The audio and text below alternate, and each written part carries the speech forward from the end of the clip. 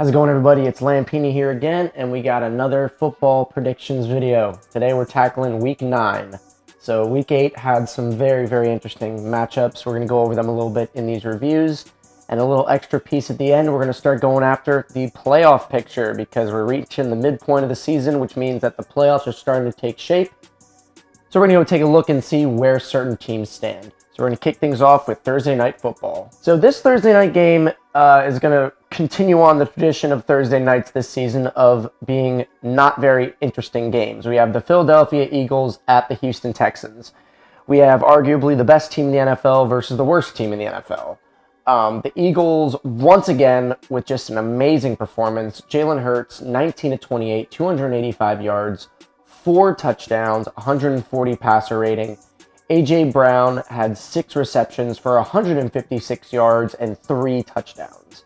So I know this is kind of already confirmed, but it kind of goes without saying that the A.J. Brown acquisition by the Eagles really paying dividends for them. They have a proper number 1 receiver to help Jalen Hurts. They are a really good, well-rounded team. They are 7-0, and logic would dictate that they would be 8-0 going up against the Houston Texans, which, like I said, are probably the worst team in the league. Davis Mills was 17 of 29, 152 yards, a touchdown, and a pick for a 69.9 rating. Nice. But, yeah, I'm going to kind of glance over this game because you have the best versus the worst here. If the Texans figure out a way to beat the Eagles on Thursday, that's going to be the upset of the year. But I don't think that's going to happen. I think the Eagles are going to advance to 8-0 and continue their campaign as the only undefeated team left in the NFL. So next up, we're going to get into it very early because it's a 1 o'clock game, but we have the Washington Commanders at the Minnesota Vikings. So the Commanders are on a 3-game win streak. They were 1-4 at one point, and they finally built their way back up to 4-4. Ron Rivera was on the chopping block in terms of coaching, but they came back and they're 3-0 these last 3 weeks. All for them to tackle probably the second best team in the NFC, the 6-1 Minnesota Vikings. They are very dominant so far. They have really just destroyed everyone in their wake. So I'm not really expecting the Commanders to do a whole lot.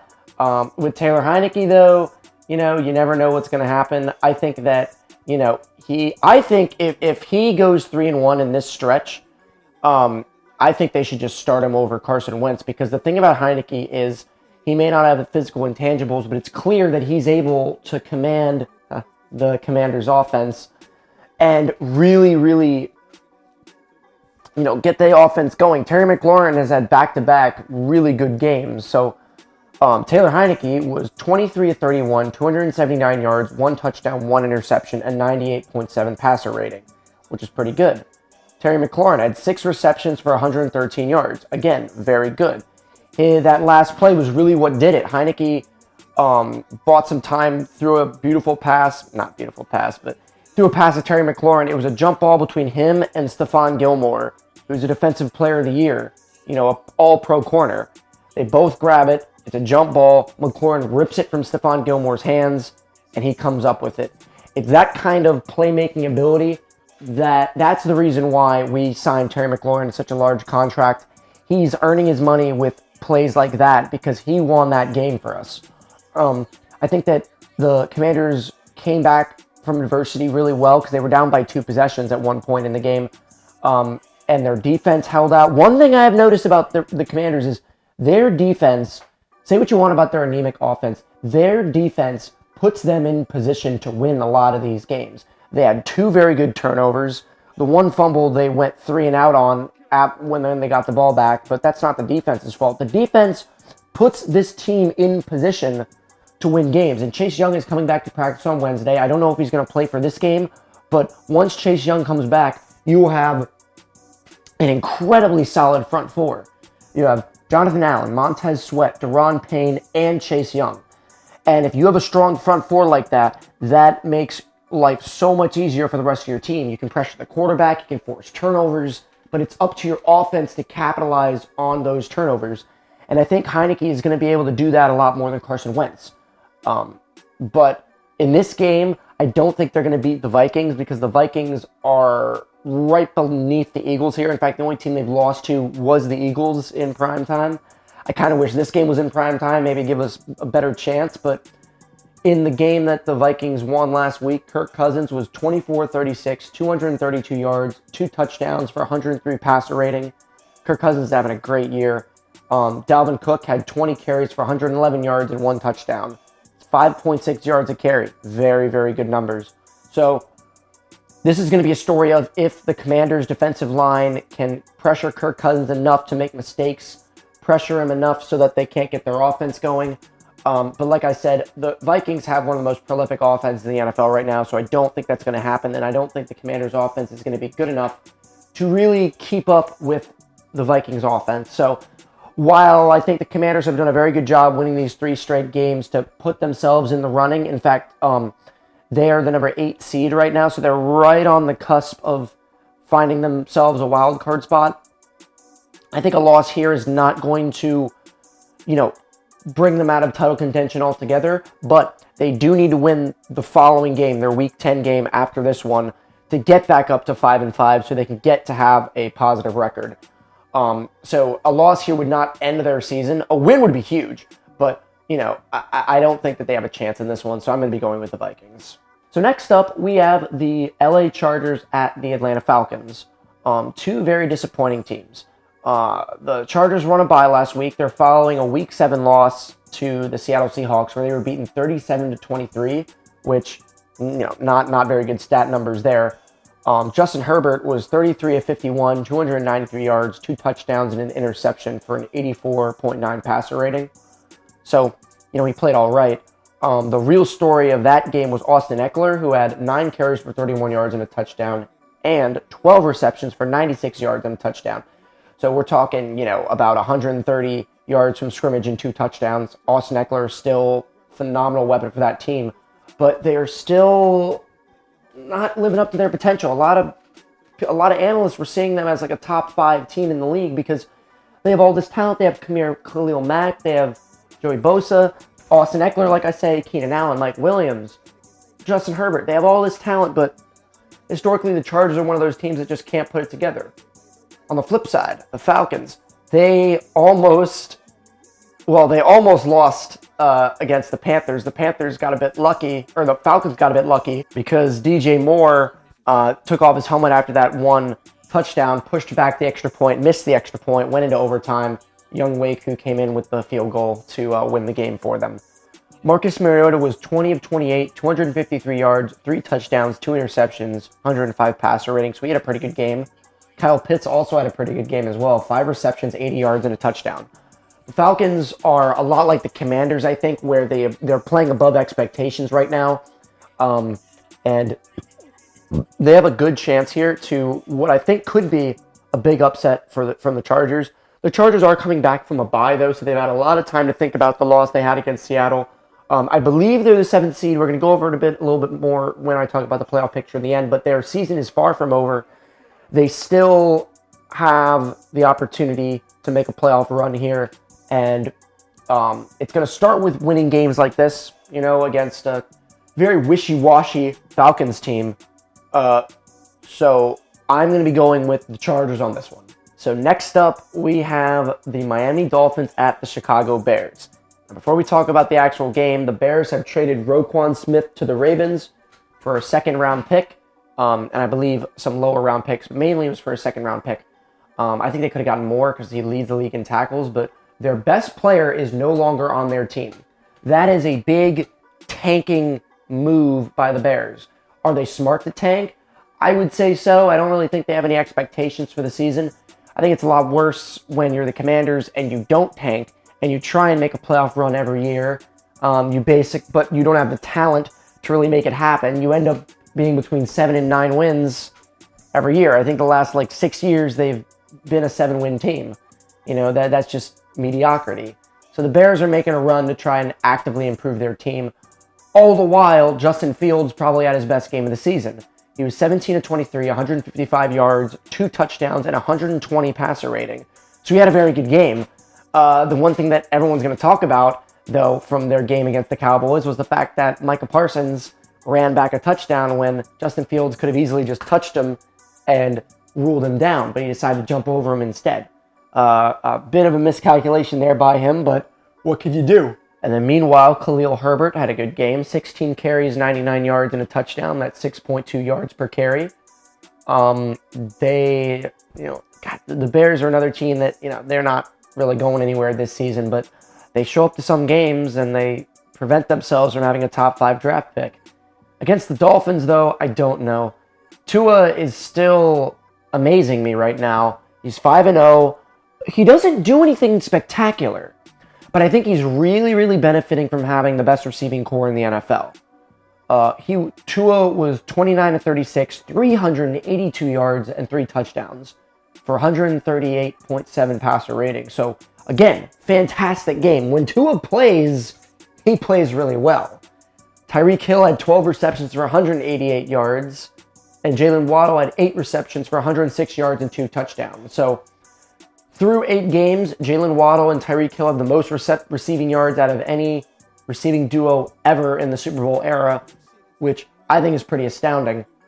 They're both number 1 options, but they can't be double teamed, so Tua just always finds them. An electric offense, to say the least.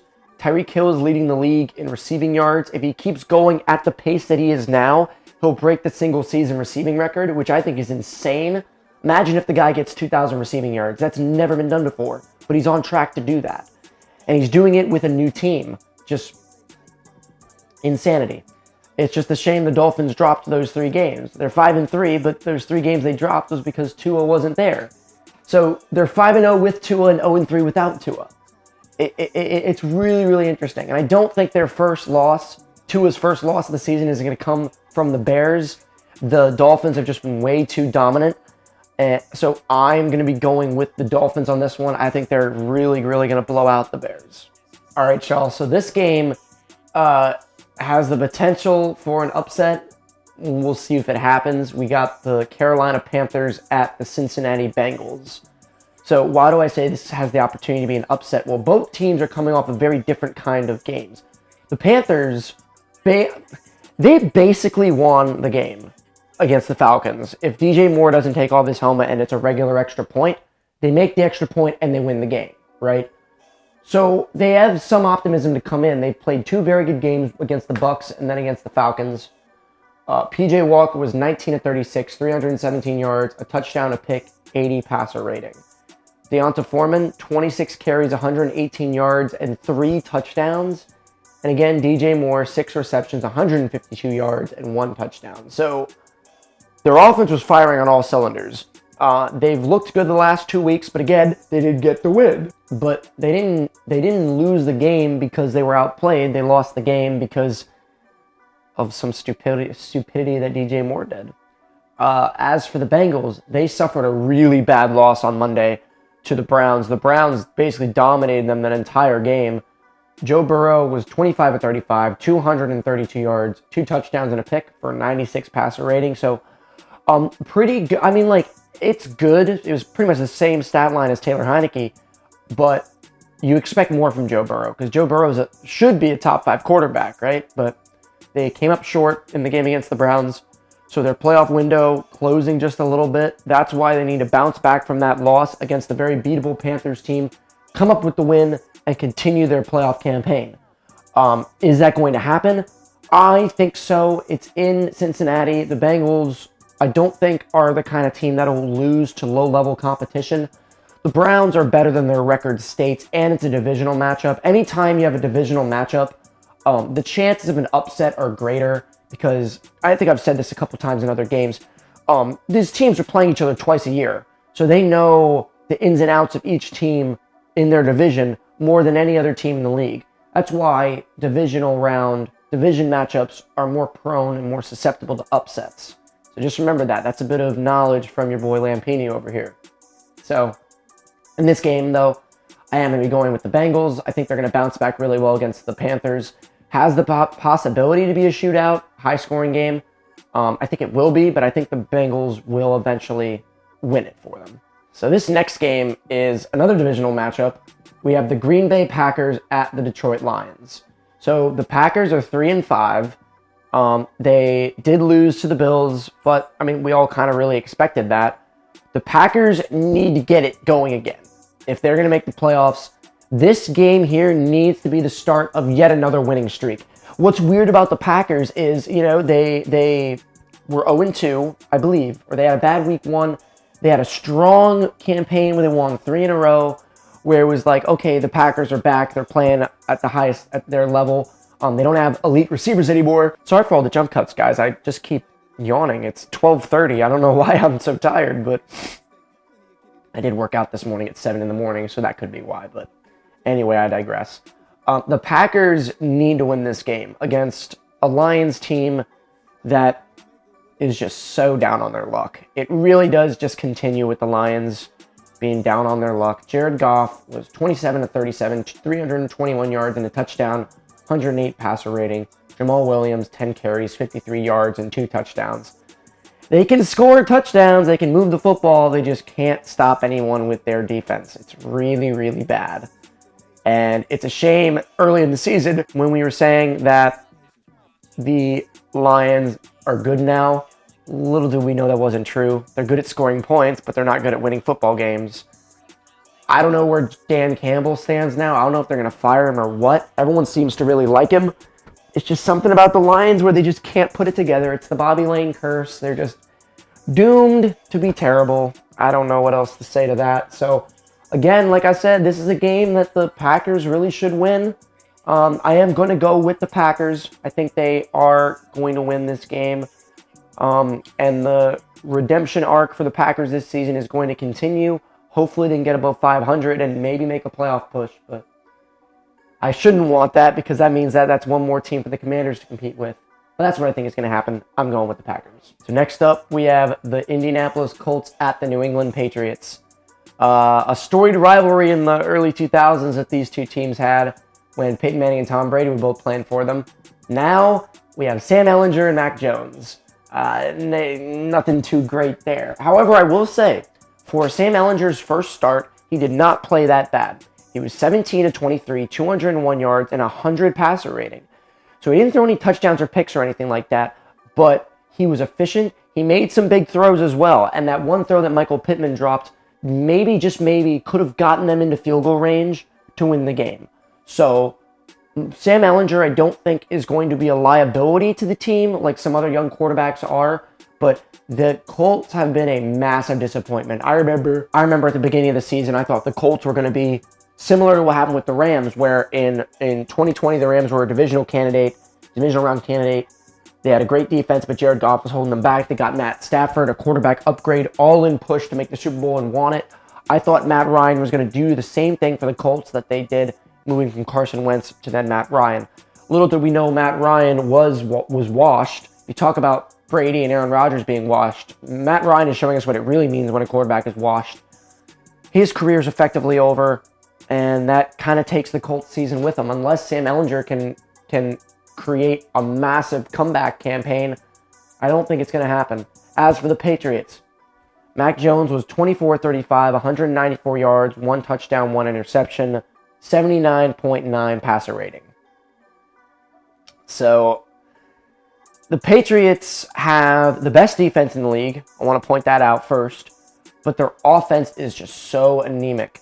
Mac Jones has really regressed in his sophomore campaign. He was doing really well in his rookie year. He was rookie of the year. Everyone was saying that they found their next guy.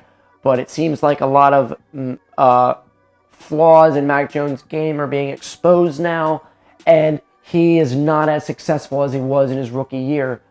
So what's going to happen in this game, though? I think the Patriots are going to win purely because their defense is going to be strong enough to hold the Colts to under 10 points or under 15, a really low-scoring game. And I think the Patriots' offense is going to do just enough to outscore the Colts' offense. So I am going to be going with the Patriots on this one. So next up, we got an AFC East matchup. We have the Buffalo Bills at the New York Jets. Jets 5-3, Bills 6-1. The Bills still, I think, are the front runner for the Super Bowl right now. Josh Allen, not his best game. He was 13-25, 218 yards, 2 touchdowns, 2 picks, a 75 passer rating. That might be his worst stat line of the season. They still blew out the Packers in their win, though. Stephon Diggs with 6 receptions, 108 yards, and a touchdown. He's still a stud. He's an all-pro caliber receiver who might win all-pro this year. So they are showing no signs of slowing down. Meanwhile, the Jets, Zach Wilson, continuing his campaign of being extremely mid. He was 20 of 41, 355 yards, 2 touchdowns, 3 interceptions, a 64.6 passer rating. So some of that stuff is impressive. 355 yards, 2 touchdowns, but you make less than 50% of your throws and you throw 3 interceptions. That's not good. It's not good at all for a young quarterback. You would hope that because he's young, it can be coached out of him, but he's supposed to be the franchise guy. And if he's failing like this and he continues to fail like this, we may be seeing another Sam Darnold situation where they have to go after another guy and try and grab another guy. It's just the Jets can't hold down a quarterback. What can I say? It's been 50 years since they've had a franchise quarterback. I know everyone likes to say that. Joe Namath, hot take, wasn't even that great a quarterback to begin with anyway. I understand that quarterback stats are a bit different, but he led the league in interceptions a couple times. But, he won Super Bowl III. He won the greatest football upset of all time, so he's forever memorialized. What's going to happen in this game? I think this is going to be an easy runaway win for the Bills. Now that the Jets don't have Breece Hall anymore, their offense is really starting to stall. And the Bills are the kind of team, like I said, that have a well-rounded defense and an absurd offense. They're the #1 team in the league right now, and I don't think they're going to get upset by the Jets. So I think the Bills are going to win to improve to 7-1. So we were talking about the Bills being a great team. These two teams here are experiencing lost seasons. We have the Las Vegas Raiders at the Jacksonville Jaguars. You want to talk about lost seasons? All you need to do is say Las Vegas Raiders, and that's it. They are 1-5. 1-6. Oh, that's bad.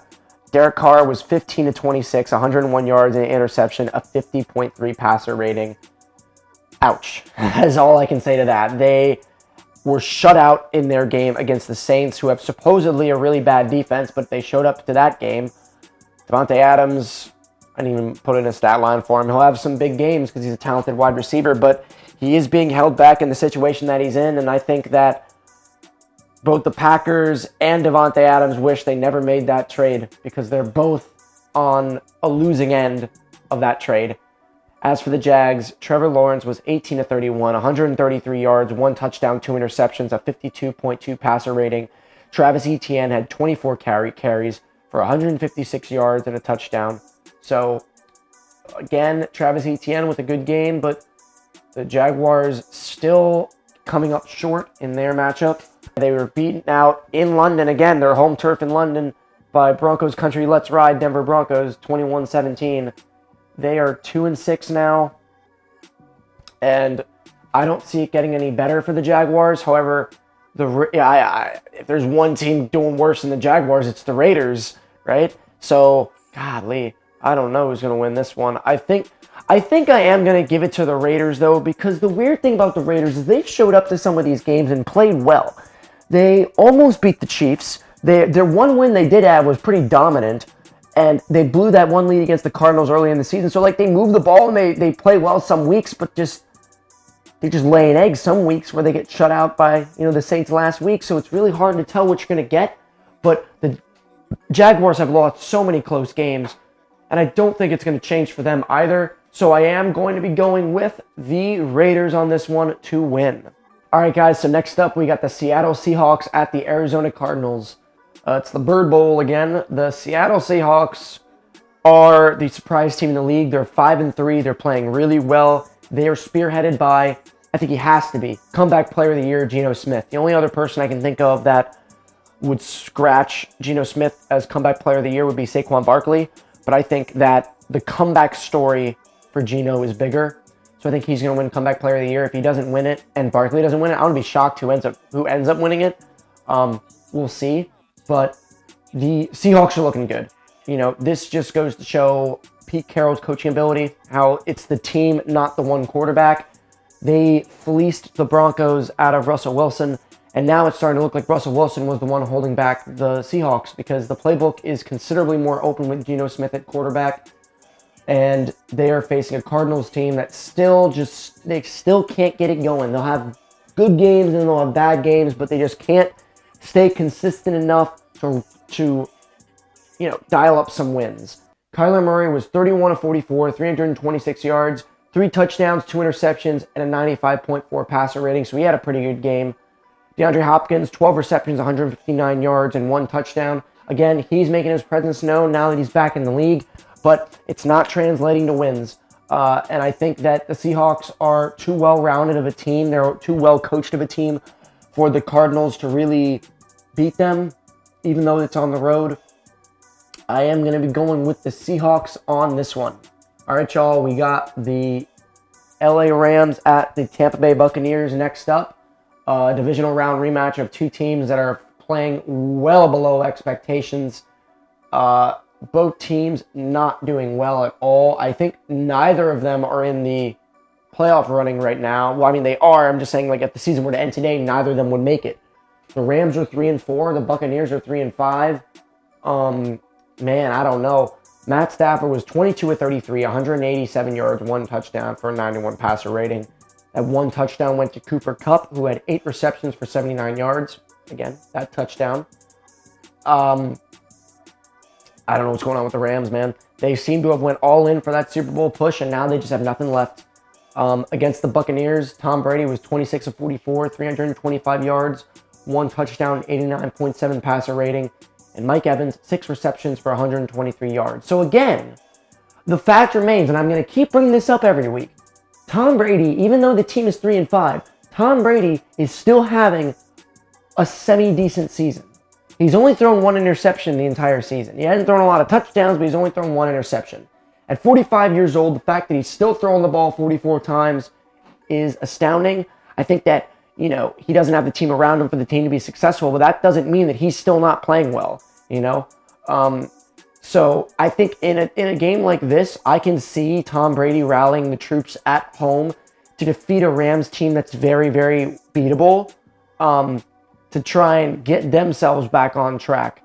If the Rams go 3-5, I don't think they're digging themselves out of that hole, and I think the Super Bowl champions are going to miss the playoffs, which, isn't unheard of. It's happened before with some of the Giants teams, but man, you think a super team like the Rams would at least come back, make it back to the playoffs, but it's not looking good for them. So I think with all Tom Brady savvy at home, he knows he's on a losing streak. A very wounded team in the LA Rams. I think the Buccaneers are going to win this one. So now we got the Sunday night game. This one is primed to be just incredible. We got the Tennessee Titans at the Kansas City Chiefs. So the Juggernaut Chiefs are back after their bye week. They had a very, very impressive showing against the 49ers where they won 44-23. Patrick Mahomes was 25 of 34, 3 touchdowns and 1 interception for 132.4 passer rating. Juju Smith-Schuster, 7 receptions, 124 yards, and a touchdown. Juju Smith-Schuster really starting to revitalize his career with the Chiefs. He was a great find for them, and they are doing just fine without Tyreek Hill. Mahomes still, I think, in the MVP running between him and Josh Allen, maybe Jalen Hurts as well, but he's still balling out like he's, the football phenom we all know him as. As for the Chiefs, Malik Willis started his first game. He was 6 for 10 for 55 yards, an interception, 35.4 passer rating. That's probably the worst stat line we've seen for a quarterback all season. So he is not ready yet to take over that starting role. He needs a little bit more time under behind the bench, learning the playbook and stuff like that. Fortunately, they're playing the Texans, and fortunately, Derrick Henry is the father of the entire Houston Texans franchise. He had 32 carries for 219 yards and 2 touchdowns, 6.8 yards a carry. Derrick Henry doing what he does best, destroying people, annihilating people, rushing for 200 yards. He got me 35 points, and I still lost. I lost by 1 point. And you know how I lost? Evan McPherson was my kicker. I was down by 1 point. I needed 2 extra points or a field goal to win the game. Misses an extra point, misses a field goal, gives me 0 points, lose the game by 1. Evan McPherson, I'm very disappointed in you. So anyway, I'm 1-7 in my fantasy league. I lost 1 game by half a point. and 2 games by 1 point. So you can't blame me. The football gods just don't want me to win this season. And you know what? So be it. I'm okay with that. But anyway, I digress. Back to this game. I think the Titans at 5-2, they are not the most exciting team. They don't really blow people away, but they still get wins, and they still find a way to win games. But I don't think it's going to happen at home on Sunday night against the Chiefs coming back from a bye. I think they're as strong as ever. I think this is a game that the Titans are going to fight hard in, but I think they're inevitably going to lose. I'm going to go with the Kansas City Chiefs. All right, y'all. So last but definitely not least, we got our Monday night game. We have the Baltimore Ravens at the New Orleans Saints. So the Ravens had a good showing last week. They beat the Buccaneers on Thursday night, 27-22. Lamar Jackson was 27-38, 238 yards and 2 touchdowns for 104.9 passer rating. It's more like it, Lamar. Let's see some of those numbers again. They cruised to that victory. They're in the playoff race right now. They're going steady a little bit. As for the Saints, I really don't know what's going on with them. Ever since Andy Dalton came in, their offense has been prolific. He was 22 of 30 for 229 yards and 2 touchdowns for 117.2 passer rating. So they're getting it done. It's just, again, their defense letting them down. I know they shut out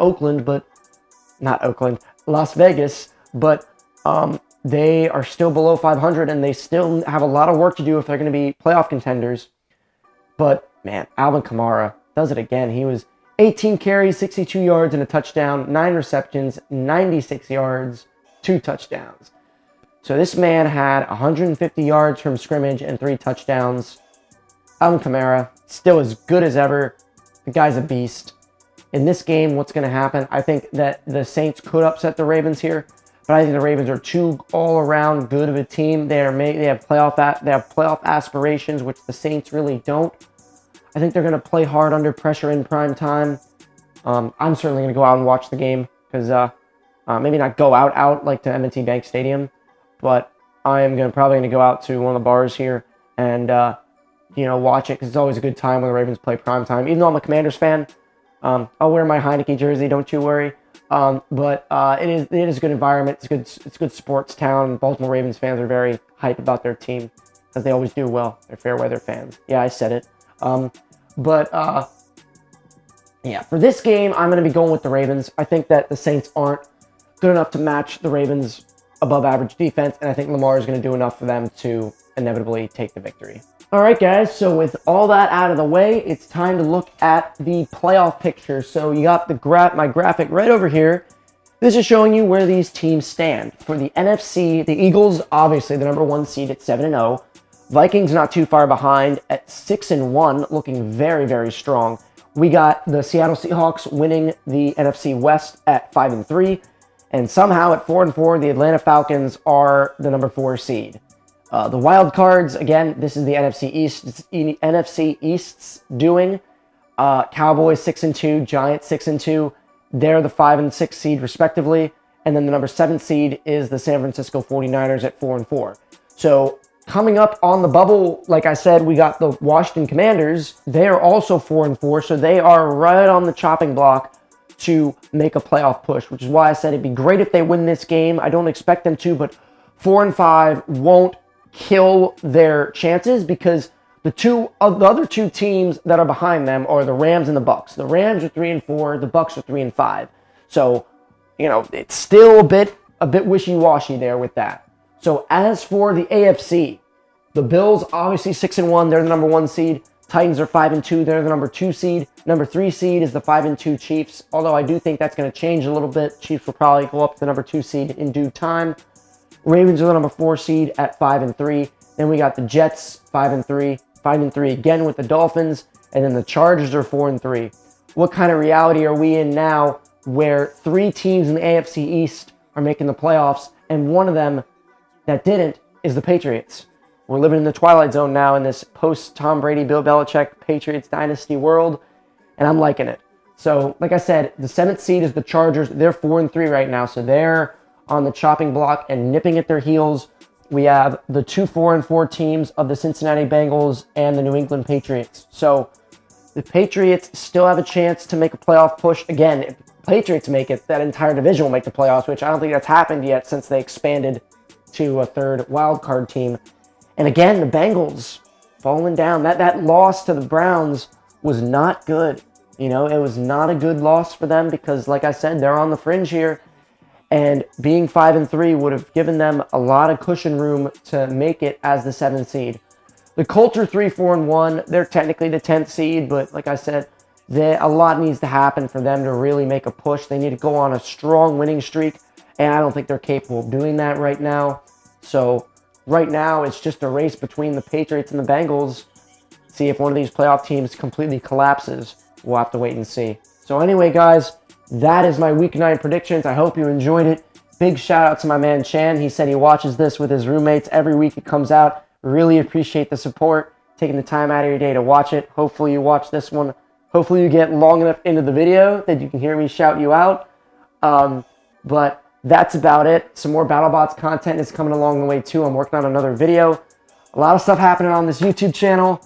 I bid you guys adieu. I will see you all next week. Peace out.